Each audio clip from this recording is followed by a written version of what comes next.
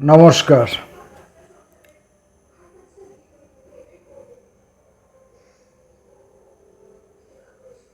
এক অনিবার্য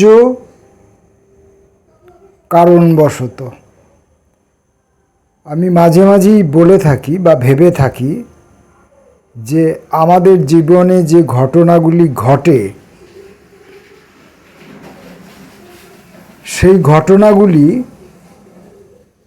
কোথাও যেন লাইন দিয়ে পরস্পর দাঁড়িয়ে থাকে। একটি করে ঘটনা আসে, মঞ্চে মঞ্চস্থ হয়, ঘটনাটি ঘটে যায়, সেই ঘটনা অতিক্রান্ত হয়ে যায়, আবার সময়ের হাত ধরে পরবর্তী ঘটনাটি আবার মঞ্চে আসে এবং মঞ্চস্থ হয়। এইভাবে বিভিন্ন রকম ঘটনা আমাদের জীবনে ঘটে। বড় বড় যে ঘটনাগুলো আমাদেরকে অনেকটা আলো দেয় অথবা অনেকটা অন্ধকার দেয়, সেই বিশেষ ঘটনাগুলোকে আমরা ঘটনা বলে মর্যাদা দিয়ে থাকি।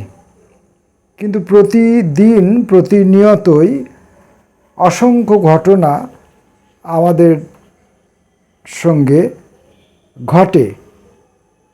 এই মুহূর্তে কেউ একজন দরজায় নক করলেন, দরজা খুললাম, তিনি এলেন, তিনি যে প্রয়োজনে এসেছিলেন বা যা বলবার জন্য এসেছিলেন তিনি বললেন। তারপর কথা প্রসঙ্গে তিনি যা বলতে এসেছিলেন সেটি গৌণ হয়ে গেল এবং আমাদের উভয়ের মধ্যে কথা বিনিময়ের মধ্য দিয়ে যে কথার কোনো প্রাক প্রস্তুতি ছিল না, যার কোনো পরিকল্পনা ছিল না, আলোচ্য সূচি ছিল না, সেই কথা কিছুক্ষণ ধরে চলতে থাকলো। তারপরে কথাটা কোনো এক সময় আমরা হয়তো উভয়ে একটি মতে উপনীত হলাম অথবা একমতে উপনীত হলাম না, দুজনে ভিন্ন মত পোষণ করলাম, এমনও হতে পারে। তো এভাবে ঘটে এরকম ঘটনা। আমি জানালা খুলে বসে আছি, হাতে একটি বই নিয়েছি অথবা আমার হাতে খাতা কলম আছে। আমার খোলা জানলার পাশ দিয়ে মানুষের পায়ের শব্দ, যাওয়ার এবং আসার। এখন কোন মানুষটি কখন যাবে আর কোন মানুষটি কখন আসবে এ কি আগে থেকে নির্ধারণ করা আছে?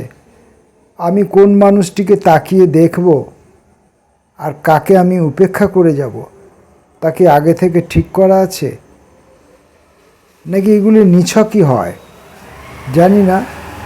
বিজ্ঞান আজকাল অনেক কিছু বিষয় নিয়ে আলোচনা করছে, যার মধ্যে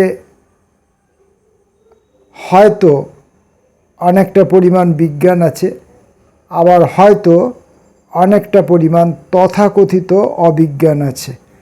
যেমন আমি মনে করি অবিজ্ঞান বলে আমরা যেগুলোকে বলে থাকি সেগুলো এক প্রকারের বিজ্ঞান, কারণ সেগুলো তার নির্দিষ্ট নিয়মে ঘটে, নিয়মে সে তার রাজত্ব চালিয়ে যাচ্ছে মানুষের মনে, মানুষের রুচিতে, মানুষের সংস্কৃতিতে, মানুষের বোধে চালিয়ে যাচ্ছে।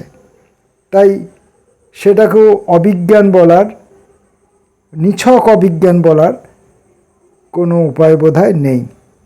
এবার বাকি পড়ে রইল সত্য আর অসত্য।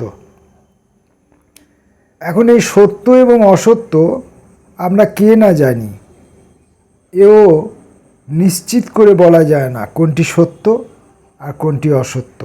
আজ যা সত্য কাল তা অসত্য, আজ যা অসত্য আগামীকাল তাই সত্য। তাই ঘটনাগুলি ঘটতে থাকে। তো যাই হোক, এই ঘটনা ঘটা নিয়ে বিস্তৃত একটি আলোচনা করার আমার কোনো উদ্দেশ্য নেই। আমার বলার বিষয় হচ্ছে যে এইরকম একটি ছোট্ট তুচ্ছ অপরিকল্পিত ঘটনায় আমার পায়ে একটি চোট লেগেছে। চোট লাগার জন্যে আমার যাতায়াত, নড়াচড়া, গতিবিধি একটু নিয়ন্ত্রিত হয়েছে চিকিৎসকের দ্বারা এবং পরিবারবর্গের সকলের দ্বারা নিয়ন্ত্রিত হয়েছে, যার জন্যে কবিতা আমি যে পড়ব সেই কবিতাগুলিকে, বইগুলিকে এখান সেখান থেকে খুঁজে পেতে বার করে সংগ্রহ করার জন্যে উপরে ওঠা নিচে নামা এই সমস্ত কাজগুলি আপাতত বন্ধ, সেই জন্যে সেই কাজটা করতে পারছি না। এখন এটা কতদিন চলে? যতদিন চলবে, মানে ওই যে ঘটনা ঘটার যে কথা বলছিলাম, এখন এই যে ঘটনা ঘটেছে, এই ঘটনাটি তার স্থায়িত্বকাল কতটুকু হবে আমার তো জানা নেই, এমনকি চিকিৎসকেরও জানা নেই। তিনিও বলেছেন যদি 7 দিনে হয় ভালো, 7 দিনে না হলে আবার ব্যবস্থা করতে হবে, এবং সেই ব্যবস্থাটি অবলম্বন করলে 1.5 মাস আরও সময় লেগে যেতে পারে। তো যাই হোক, যে কোনোভাবেই হোক,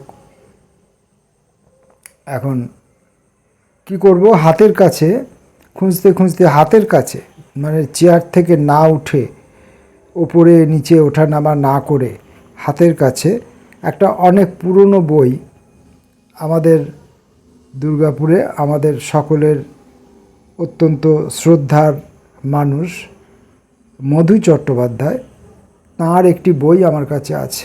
তিনি অনেক গবেষণা কর্ম করেছেন দুর্গাপুরের ইতিহাস, শ্রম আন্দোলনের ইতিহাস, শ্রমিক আন্দোলনের ইতিহাস, রাজনৈতিক ইতিহাস, দুর্গাপুরের কবি, শিল্পী, সাংস্কৃতিক কর্মীদের পরিচয় সম্বলিত ইতিহাস, এরকম অনেক কাজ তিনি করেছেন। তো সেই সব বই, যারা গবেষক তাদের কাছে সেই সব বই আছে, আমার কাছে সেই বই নেই। সময় সুযোগ, যে বইগুলো এখন আর পাওয়াও যায় না, যদি কখনো কোথাও থেকে সময় সুযোগ মতো যদি আমার কপালে থাকে, হয়তো কোনো একদিন পাবো। কেউ যদি দয়া করে আমাকে সে বই দেন, এখন তো দেওয়ার অনেক রকমের উপায় হয়েছে, কোনো রকমভাবে যদি কেউ দেন তাহলে পাবো, নচেত পাবো না।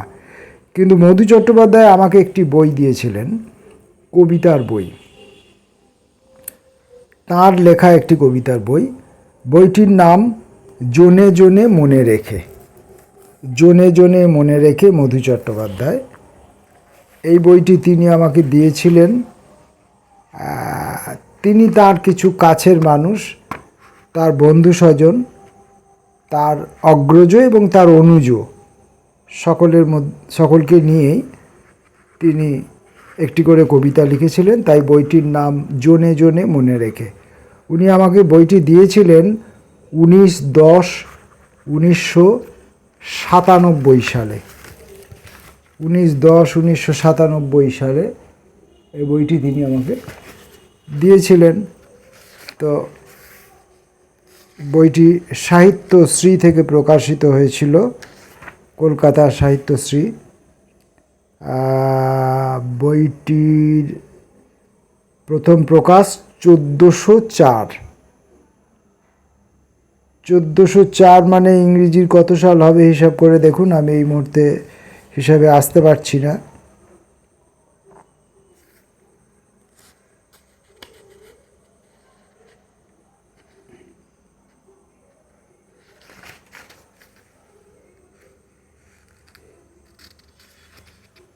এবার এই বইটিতে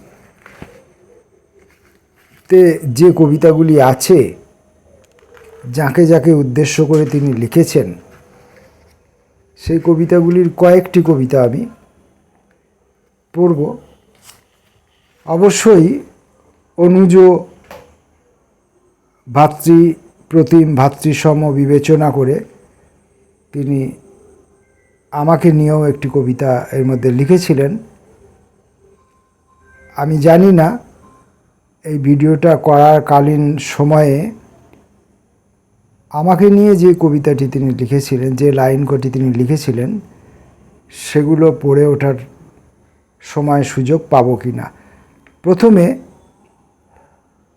তিনি শিল্পাঞ্চলের প্রতি কী লিখেছিলেন সেটা দেখা যাক। মধু চট্টোপাধ্যায়। মা, তুই যতই বলিস যা বালাই, মরমর ভাতের পাতে দেব ছাই। ওসব গালি কবেই আমার হয়ে গেছে হজম, কতবার তো কাছে এসে ফিরে গেছে জম। মা, তুই যতই বলিস যা বালাই, মরমর ভাতের পাতে দেব ছাই। এরকম করে মা তার বিরক্তি প্রকাশ করছেন। তখন কবি বা মায়ের সন্তান তিনি বলছেন, বা আমরা বলছি, ওসব গালি কবেই আমার হয়ে গেছে হজম, কতবার তো কাছে এসে ফিরে গেছে জম। মর বললেও আমার মৃত্যু হয়নি, কারণ তোমার মরতে বলাটা অ্যাকচুয়ালি আমার কাছে আশীর্বাদ। পরের কবিতাটি আত্মকথা।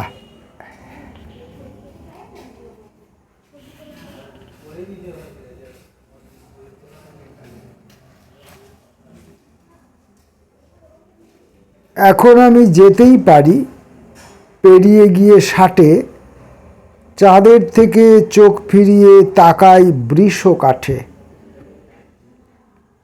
এমন তো হতেই পারে বয়স যখন বাড়ে, ভালোবাসার শীত জমে যায়, কাঁপন লাগে হাড়ে। এক মাঘে তো যায় না শীত, আসে আর এক মাঘে। তবু কেন এই শরীরে বসন্ত ফের জাগে। শেষ করেছি বেচা কেনা এই পৃথিবীর হাটে, এখন আমি যেতেই পারি পেরিয়ে গিয়ে ষাটে। যাব বললেই যাওয়া যায় না, থাকেই পিছু টান। কোথায় পাবো এই পৃথিবীর আলো হাওয়ার গান। তবু জানি যেতেই হবে পেরিয়ে গিয়ে ষাটে, চাঁদের থেকে চোখ ফিরিয়ে তাকাই বৃষ কাঠে। জনে জনে মনে রেখে তিনি কবিতা লিখছেন, তাই তিনি প্রথমেই শিল্পাঞ্চলকে মনে রেখে লিখলেন, তারপর তিনি স্বয়ং নিজেকে মনে রেখেও এই কবিতাটি লিখলেন। তারপর তিনি লিখছেন তার প্রিয়, অন্যতম প্রিয় কবি বীরেন্দ্র চট্টোপাধ্যায়কে মনে করে, এমন দূষণের দিনে। কত ছোট হয়ে গেছে বিপুলায় পৃথিবী, দূষিত হয়েছে জল, মাটি ও হাওয়া। মানুষের স্বার্থ বুদ্ধি হয়েছে প্রবল, কত কম দিয়ে কত বেশি যায় পাওয়া। তবু কিছু স্বার্থহীন পাগল আছে বলে একেবারে রক্তশূন্য হয়নি এ ধরনী। মুমূর্ষু ভরসা পায় মোক্ষম অস্ত্রোপচারে, পাগলেরা এনে দেয় বিশল্যকরণী। এখনো দেয়ালা করে নিষ্পাপ শিশুরা, গান গায় পাখি সব ফুল ফোটে বনে। কার হেন শক্তি আছে কেড়ে নিতে পারে জননীর ভালোবাসা গর্ভের সন্তানে।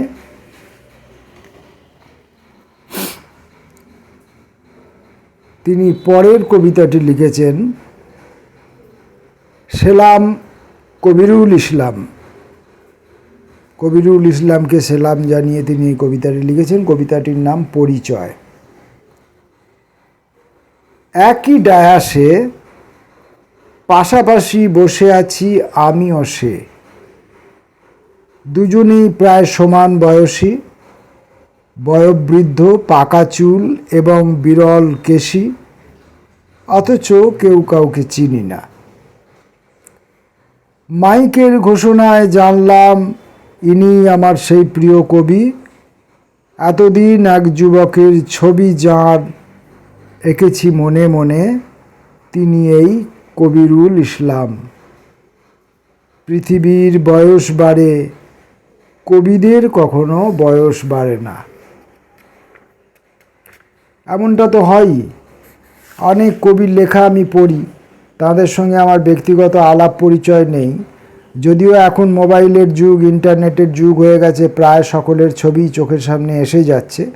তথাপি এমন অনেকেও আছেন যে যার লেখা পড়েছি, কিন্তু যার কখনো ছবি দেখিনি, যাকে কখনো চোখে দেখিনি। তাই লেখাটা পড়ার পর, তার লেখাটি পড়ার পর তার সম্পর্কে আমার মনে যে ধারণাটা গড়ে উঠেছে, সেই অনুযায়ী তার একটা ছবি মনের মধ্যে ফুটে ওঠে। সেরকম তার একটি বয়স, তার একটি চেহারা, তার একটি চোখ মুখ, এইসব ফুটে ওঠে।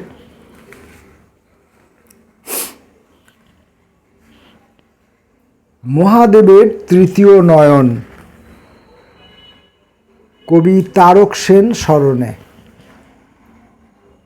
শশাগড়া পৃথিবীতে এত যে জল বায়ু, তবু আমরা কিনা জলের কাঙাল। কথাটা শুনলে লোকে হাসবেক। এই যে জলের তোরে দেশ ভাইসছে, নদীর পার ভাঙছে, আর দেখেন কিনা মোদের ঘাড় ভাঙছে আকাশ পানে চেয়ে চেয়ে।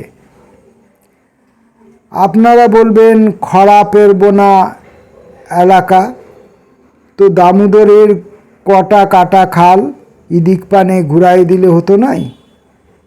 তাতে এক ফসলি জমি তো দু ফসলি হতো, ধানের ফলন বাড়ত, আনাজপাতি হতো।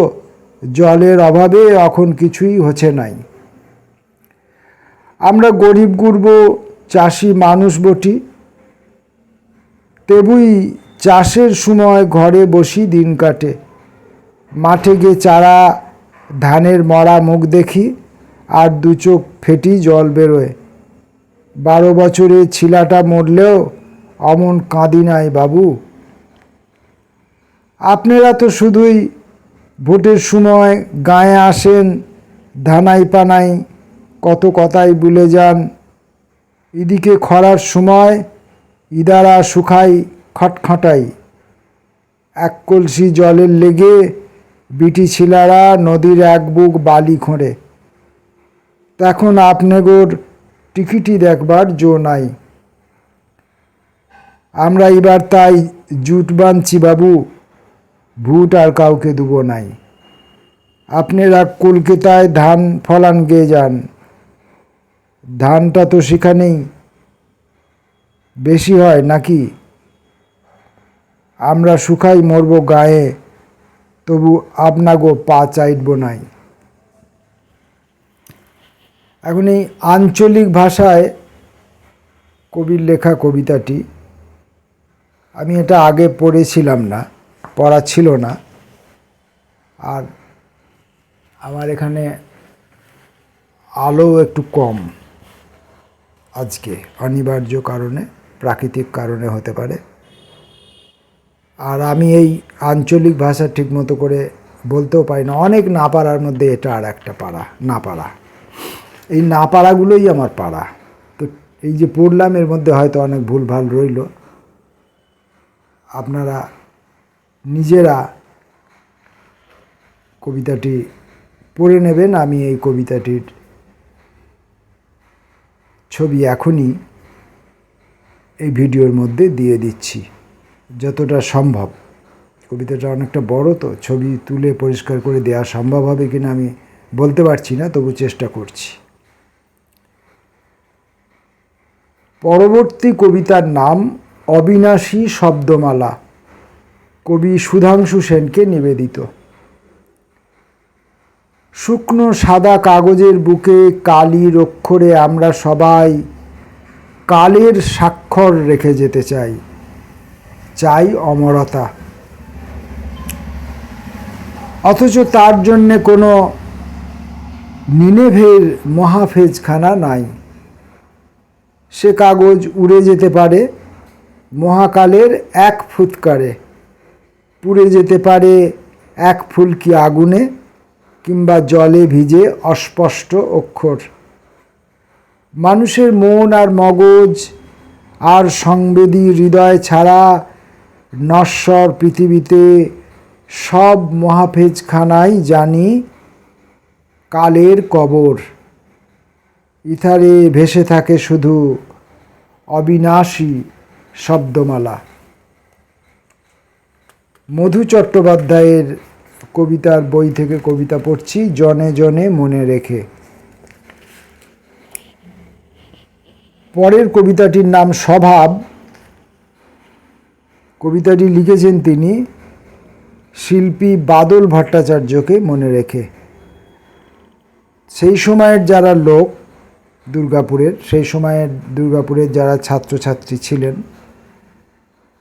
তারা অনেকেই এই বাদল স্যারকে স্মরণ করতে পারবেন। তিনি একজন শিক্ষক ছিলেন এবং তিনি একজন অঙ্কন শিল্পী ছিলেন। লোহার জালে ঘেরা টোপে বন্দি মরা একটা গাছের এডাল ওডাল ঘুরে লাফিয়ে মাটিতে নামে উল্লুক। দর্শকদের মুখ ভ্যাংচায়, উল্লুকের স্বভাবই এই। দর্শকরা কলা নয় কিল দেখায়, পাল্টা মুখ ভ্যাংচায়, ঢিল ছোড়ে, উল্লুক ফের লাফিয়ে গাছে চড়ে, দোল খায় মরা ডালে, আবার লাফিয়ে মাটিতে নামে। দর্শকদের মুখ ভ্যাংচায়, উল্লুকের স্বভাবই এই। লেজহীন উল্লুকরা বড় লাফায়, ছেঁড়া কাগজ দলা পাকিয়ে দর্শকরা ছুঁড়ে দেয় মস্ত লোহার খাঁচায়। লুফে নেয় উল্লুক, খাবার ভেবে মোড়ক খোলে, কিছুই পায় না, তবু ছেঁড়া কাগজ খুলে মেলে ধরে চোখের সামনে, গভীর মনোযোগ দিয়ে পড়ে কিংবা পড়ার ভান করে।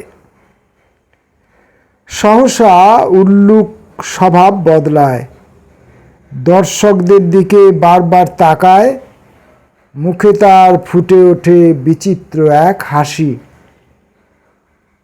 আবার তাকায় ছেঁড়া কাগজের দিকে, মনে মনে ভাবে যেন তার মতো লেজহীন উল্লুক আর কত আছে এই মহা পৃথিবীতে।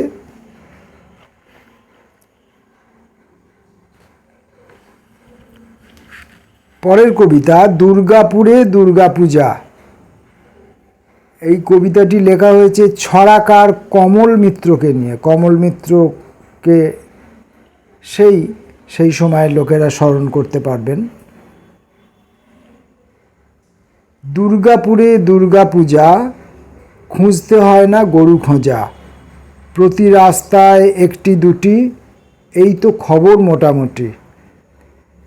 বাজি বাজনা আলোর রোশনাই, সব শহরে সমান মশাই।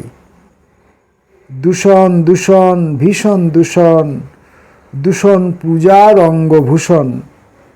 সয়ে গেছে এসব এখন, দাগলে কামান জাহান কোষা, দোষ নাই তাতে দোষ নাই।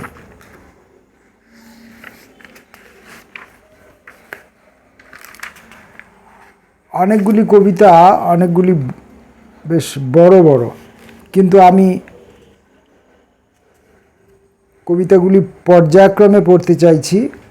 যাঁদেরকে স্মরণ করে কবি এই কবিতাগুলো লিখেছিলেন, অকারণে তাদের কাউকে আমি বাদ দিতে চাইছি না, তাদের স্মৃতিচারণ থেকে তাদেরকে আমি বঞ্চিত করতে চাইছি না।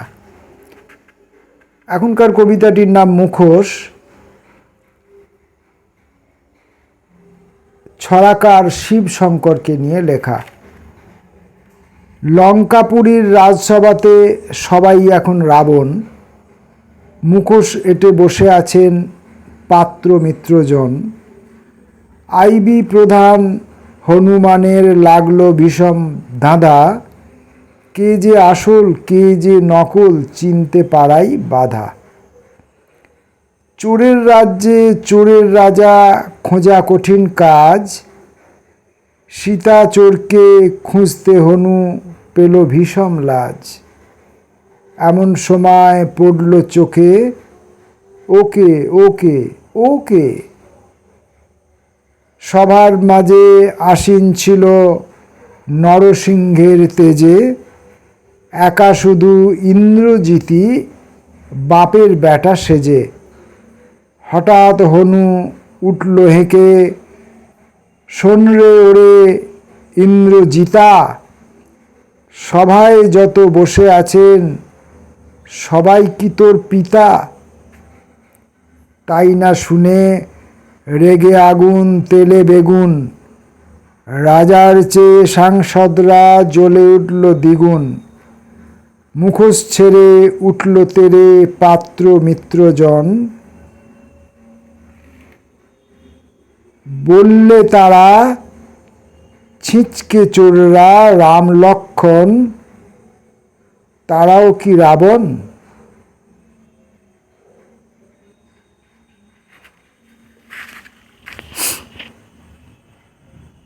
প্রকৃতির পাঠশালায় সাঁঝবিহানের কবি অরুণ চট্টোপাধ্যায়কে নিবেদিত।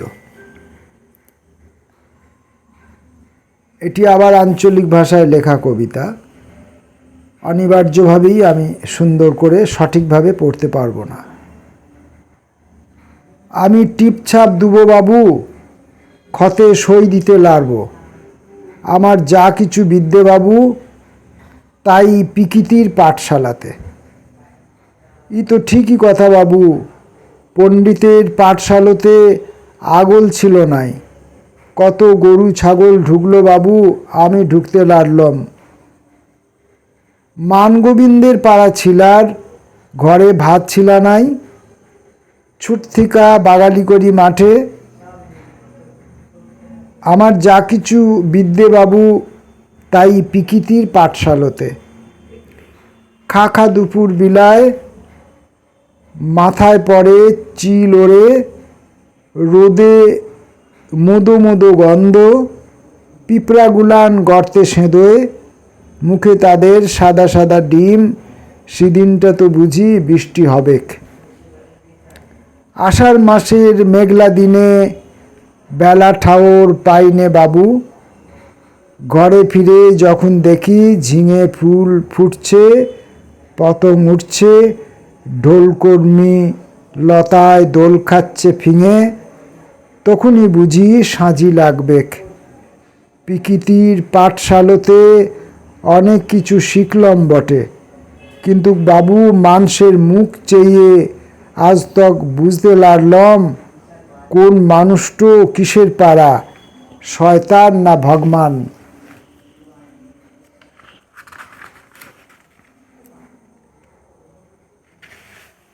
ভিডিওটা বড় হয়ে যাবে অস্বাভাবিক রকমের, তাই আমাকে এইখানেই বন্ধ করতে হচ্ছে। কিন্তু আমি এটার আরেকটা বা আরও দুটো ভিডিও তৈরি করব, কারণ এরপরে যাদেরকে স্মরণ করে তিনি কবিতা লিখেছেন তারা প্রত্যেকেই দুর্গাপুরের ইতিহাসের সঙ্গে জড়িত, তাই তাদের কাউকেই আমার এই পাঠ পর্ব থেকে বঞ্চিত করা উদ্দেশ্য নয়। আজকের মতো এই পর্যন্তই। নমস্কার।